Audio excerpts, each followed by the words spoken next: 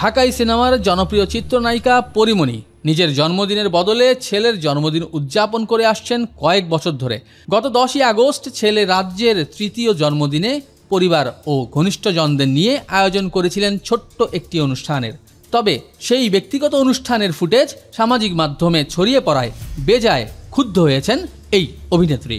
শনিবার ফেসবুকে দেওয়া এক স্ট্যাটাসে পরীমণি জানান, অতিথিদের মধ্যেই অনেকে অনুষ্ঠানের ছবি ও ভিডিও ব্যবসায়িক কন্টেন্ট হিসেবে ব্যবহার করেছেন, অথচ তিনি নিজে এখনও কোনো ছবি প্রকাশ করেননি।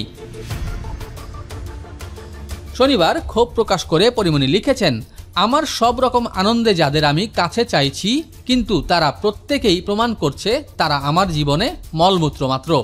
খেয়াল করে দেখবেন, গত 10 তারিখ থেকে ব্যক্তিগত কারণে আমি ফেসবুকে অ্যাক্টিভ নই।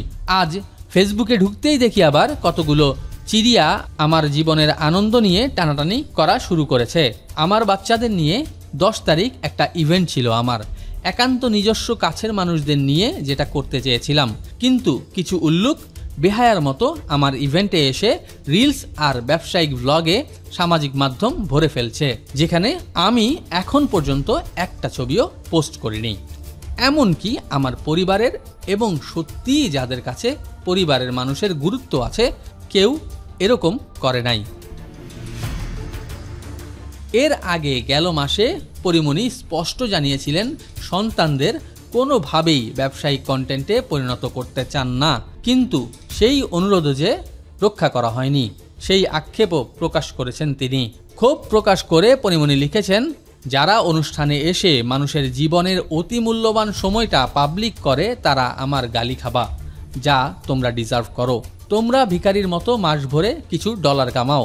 এই ধরনের মানুষ বা কন্টেন্ট ক্রিয়েটর যদি সামনে পড়ে তাহলে 3 মিনিট থাপড়িয়ে দেব, কারণ আগেই বলেছিলাম আমার বাচ্চারা কোনো ব্যবসায়িক উপাদান না।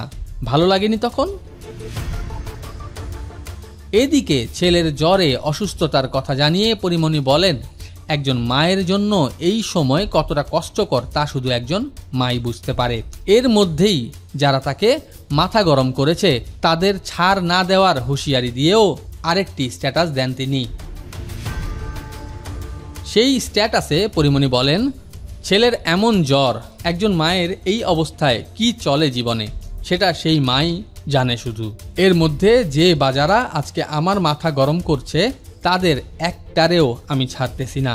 এরপর পরীমণি তাদের উদ্দেশ্যে গালিগালাজ করে বলেন, তোদের ভাইরাল হওয়ার খুব দরকার না, দাঁড়া করতেছি তোদের ভাইরাল জুতার বাড়ি দিয়ে। বিনোদন ডেস্ক, বাংলাদেশের খবর।